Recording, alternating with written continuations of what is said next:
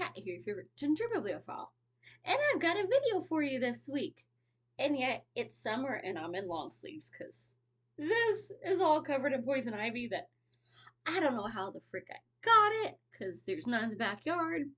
And that's the only place I go and the only place the pups go. But I'm covered in calamine, so don't spread it. But I've washed my hands 5 billion times and there's a new store in town that it's basically like a Ross or Big Lots, but they have books. So I got books.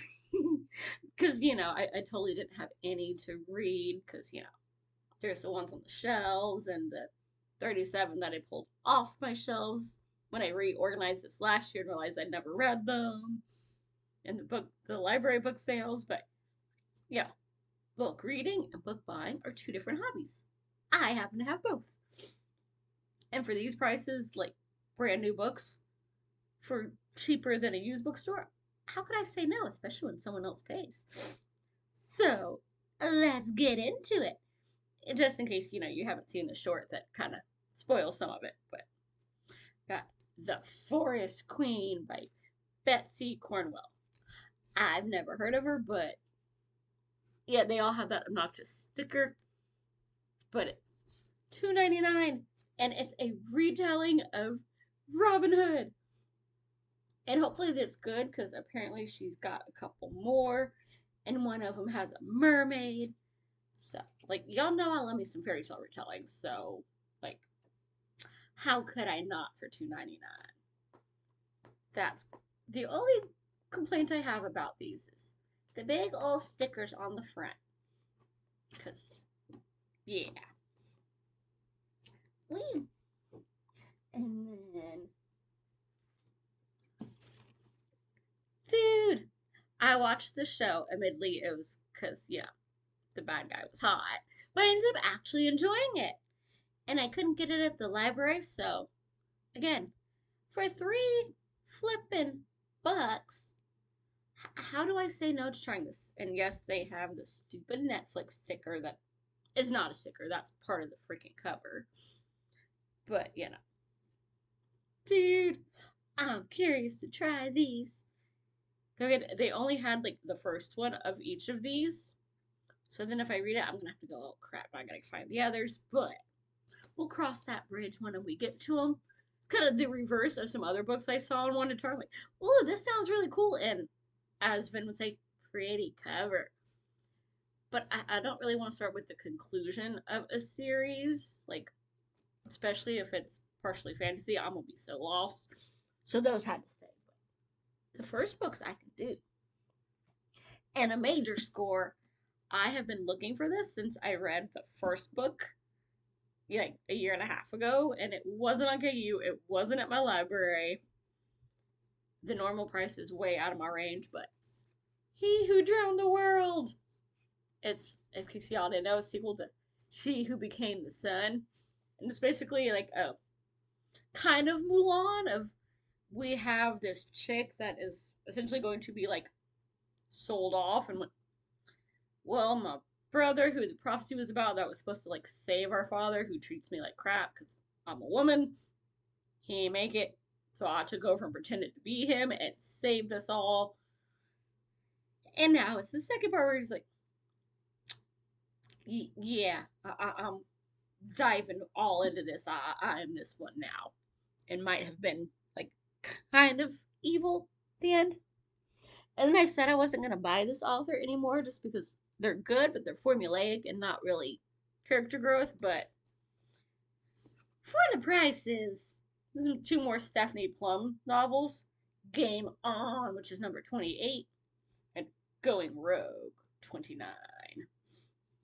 And, I mean, $5 for a hardback? Like, we went there. So, then they do make me giggle. They just feel formulaic, so I don't, like, love them anymore, but I enjoy them. I'm hoping Lula's got some growth in this one, and I like the grandma. She is by far my favorite. Like, Grandma Missouri is the freaking best. So I'm hoping she's heavily featured. And here's one that I have been hearing about this book on BookTube for a long time. I've wanted it. Again, my library didn't have it, and with brand new authors, I have been burned enough times. I don't pay brand new prices unless I have tried to a couple times, but $4. Like, who does not pay $4 for a beautiful hardback that's mythology? Like, mm, I've been wanting it. We gonna be getting into this.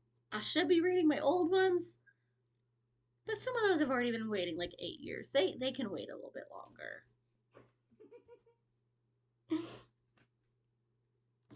Lincoln Child's Chrysalis. And like I've only been disappointed by him once. This is the Jeremy Logan series, and oh yeah. I don't know exactly. Like this one's supposed to apparently be something techie going on in Connecticut. And wow. So it's supposed to be 29 in the US, 39 if Elaine bought it. Jeez, used to be like, $1 and $2 difference. I paid 5. Well, the other human paid 5.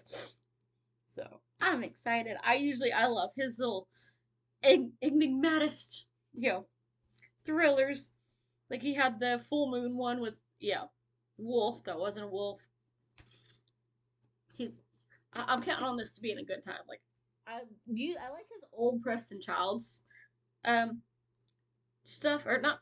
Yeah, Lincoln Child and Douglas Preston that usually do a Pendergast series.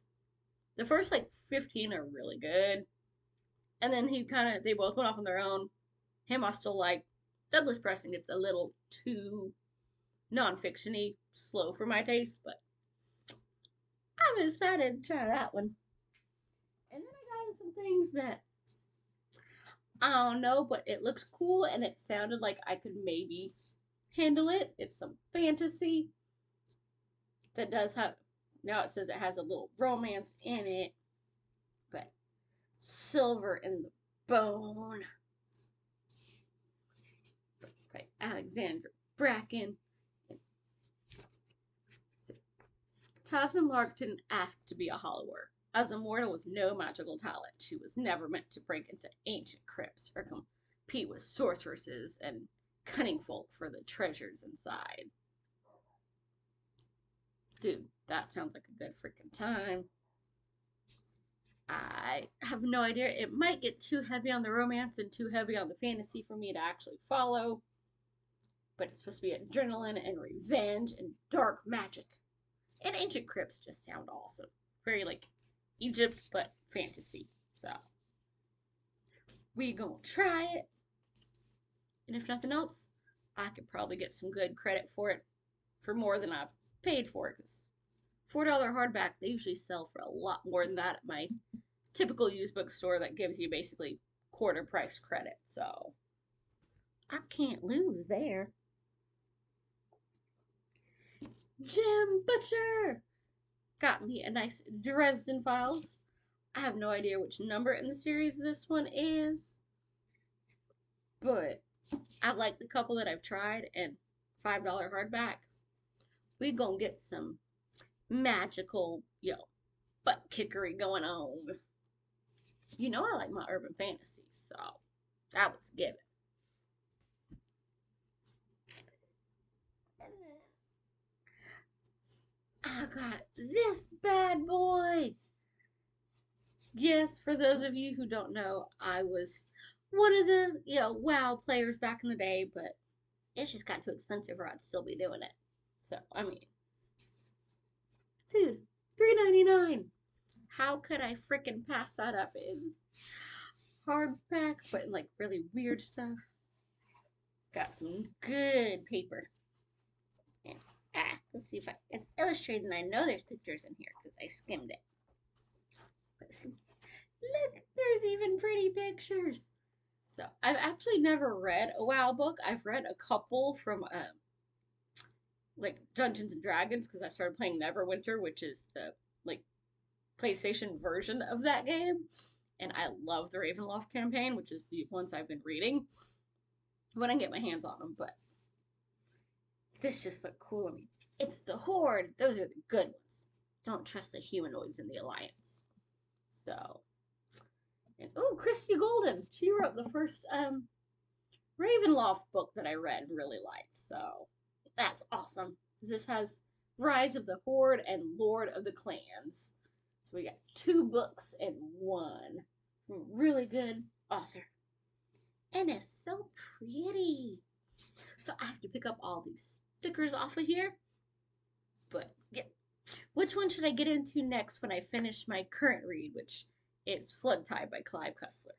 Because, I got Thriller, but now I've got my geeky gem, I've got mythology, I've got urban fantasy, I've got some actual fantasy, some little comedy. I got one fairy tale retelling.